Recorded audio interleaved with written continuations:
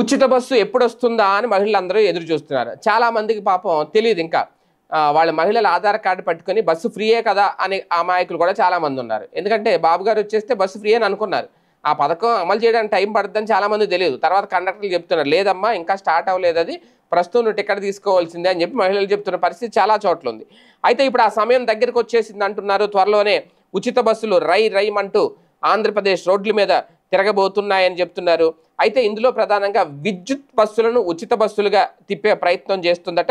ఇప్పటికే కేంద్రం కొన్ని ఎలక్ట్రిక్ బస్సులను ఆంధ్రప్రదేశ్కి ఇచ్చిన నేపథ్యంలో కొన్ని జిల్లాల్లో ఈ ఎలక్ట్రిక్ బస్సులను తిప్పే ఆలోచన చేస్తున్నారు అనేది, ప్రభుత్వానికి కూడా ఇలా చేస్తే భారం తగ్గుద్ది అనేది. మరోవైపు చూస్తే కొత్తగా ఏకంగా 700-800 ఉచిత బస్సులు నడబోతున్నారు. ఎక్కువగా సిటీలకు వీటిని కేటాయిస్తారు అనేది కూడా. సిటీల్లో ఎక్కువగా మహిళలు బస్సు ఉచితంగా అందిస్తే మేలు జరుగుతుంది అనేది కూడా. దాంతో ఈ ఉచిత బస్సులు పెద్ద ఎత్తున కొనుగోలు చేయాలని కూటమి సర్కార్ నిర్ణయం తీసుకుందట. మొదటి దశలో 700 విద్యుత్ బస్సులు కొంటారు. వీటిని విశాఖపట్నానికి ఏకంగా 100కు పైగా బస్సులు కేటాయిస్తారు. అదేవిధంగా మరో మెట్రో సిటీ అయిన విజయవాడకు కూడా 100కు పైగా బస్సులు కేటాయిస్తారట. అలాగే గుంటూరుకు 100, నెల్లూరుకు 100, ఆ తర్వాత కర్నూలు, కాకినాడ, కడప, అనంతపురం, రాజమండ్రికి తలో 50 వంతున ఈ విద్యుత్ బస్సులు కేటాయించబోతున్నారు. పుణ్యక్షేత్రమైన తిరుపతికి 50 బస్సులు, అలాగే మంగళగిరికి మరో 50 బస్సులు ఇస్తున్నారు.